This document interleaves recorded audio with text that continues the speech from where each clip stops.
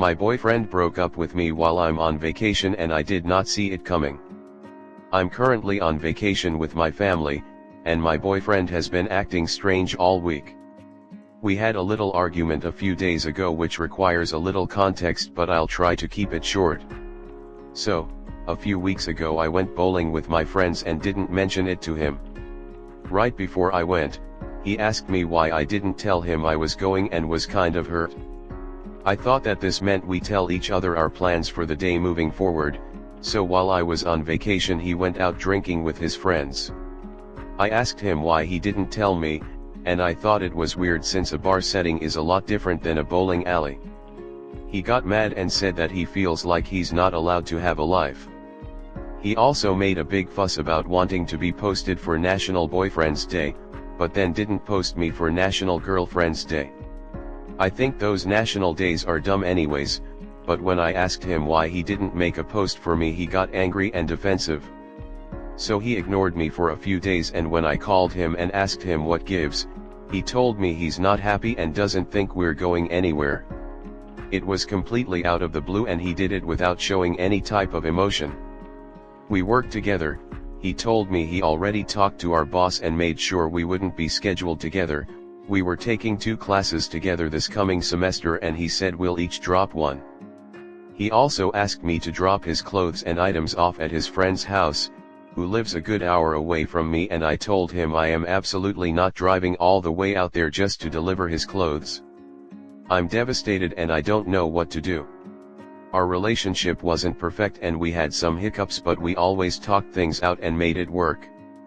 I'm so sad and it's ruining the last few days of my vacation. How can I get through this? Comnet.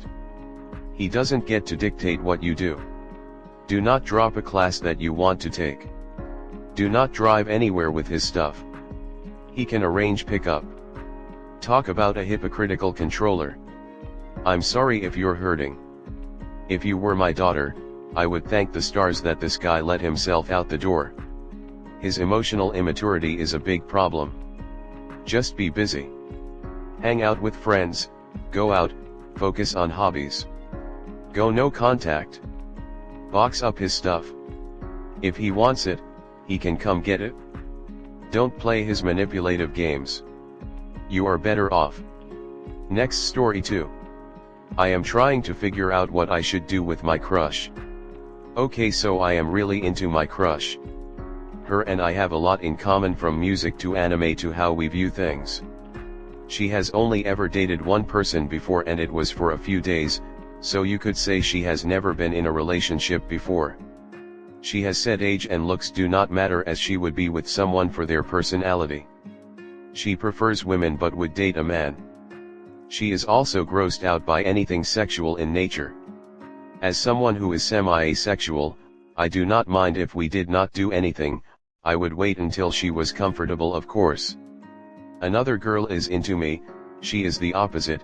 She is very sexual, and has even said she would let me be with another woman in bed if she can watch.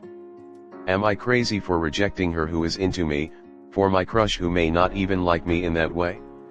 I have dated many girls in the past, but every single one came to me first, and then I slowly got feeling as we dated.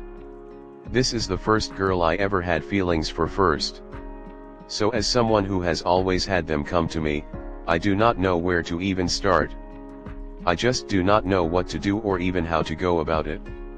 Comment. I mean, if you are not into her, you are not crazy for rejecting her. As for your crush, you can try to ask her on a date and see how she reacts.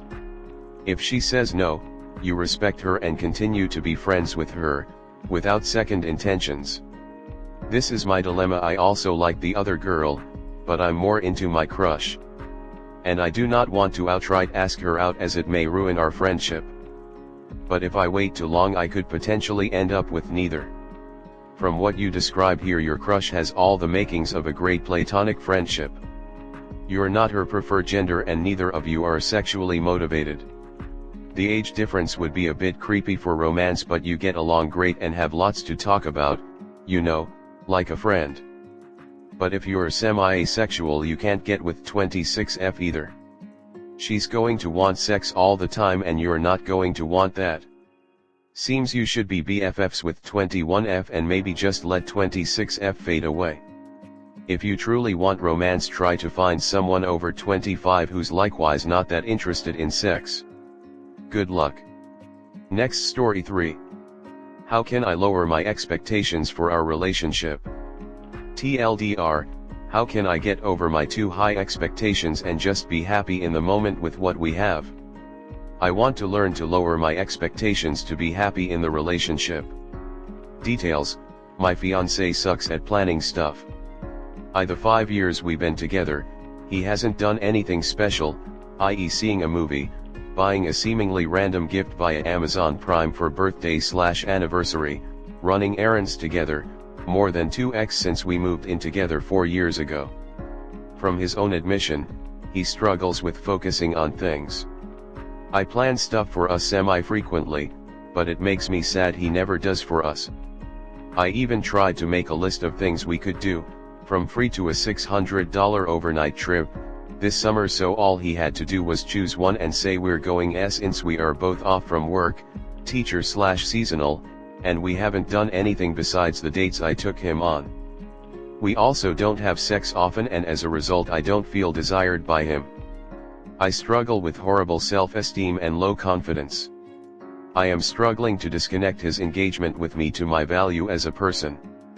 However, we do a lot of the little things. We run errands together every Saturday, frequently walk to get a takeout coffee, watch a movie at home a few times a week, eat dinner together every night that I want to learn to feel more satisfied with. I realize that my expectations aren't fair for him.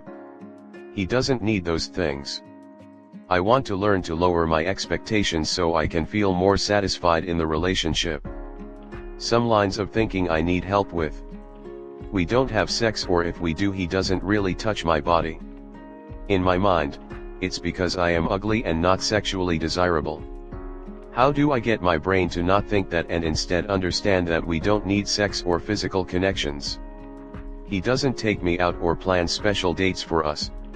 My brain, if you were a better, more interesting person, he would. You don't deserve nice dates and trips anyways. Girls like you don't get the kind of love you read about. Instead, how can I learn to be happy and content with the little things? There are more obviously, but I think that kinda gets to the bottom of some for now.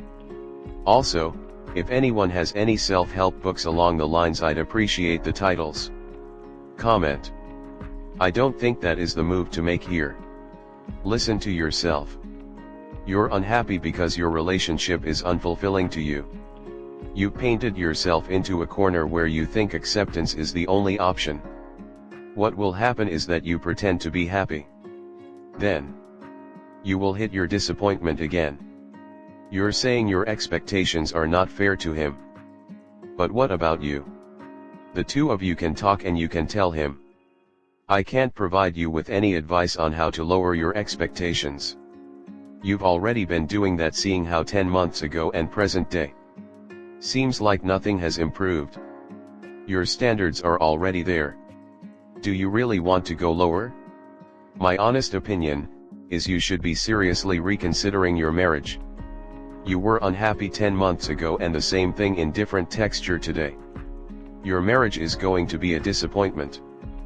Please give this part of your previous post a read again. I am resentful because I work all day, come home, chill for a second, immediately start cooking dinner, and then get ready for bed. Meanwhile, my BF games and smokes weed all day. He literally wakes up, games, smokes, games, smokes. He games while I make dinner, he games after dinner. All day. He's gotten a little better about things around the house, like he will sometimes sweep, will almost always take the garbage out, and will always wash the dishes, but the bulk of it still rests on me. I plan, buy, and cook all of our meals. We tried a subscription meal box plan, but the meals were supposedly too hard for him to do, so we cancelled. I record and do most of the shopping for household things, like grocery staples, cleaners, laundry stuff, light bulbs, etc. I spend my Saturdays sweeping, mopping, picking up, cleaning the kitchen, cleaning my bathroom, don't share a bathroom because I got too grossed out by his washing the bed sheets, etc. Other people don't define your worth. You have worth regardless of how other people feel about you. I have some suggestions of reframes for your thoughts, like you've asked for. One person's desire to have sex with you has nothing to do with your overall attractiveness. Go outside and walk down a busy street. Do you want to rip the clothes off of everyone you walk past? Probably not, right? But the vast majority of people you see either are in sexual relationships or have had sexual relationships before in their life. You not wanting to have sex with them doesn't make them inherently undesirable. So why would one person not wanting to have sex with you make you undesirable? What's so special about this guy that he gets to make decisions about who is and isn't attractive to anyone, forever? Again, why does this one guy get to decide who is interesting and who is not interesting? Who deserves dates and love and who doesn't? He might not care enough to plan dates for you, but that is about his choices and his behavior. If someone asked you to take him on a date, and you said no, does that mean that that person is inherently unlovable and undeserving of care and attention? Hopefully you don't have the power to make those kinds of judgments over a person's worth and life. So why do you think this one guy you're dating does? However, wanting a partner who likes having sex with you and planning things for you to do together is not a high expectation. Don't let your other distorted beliefs like I ask for too much, I should lower my expectations, or it's not fair to ask for my needs to be met stop you from finding happiness in your life. You don't have to settle.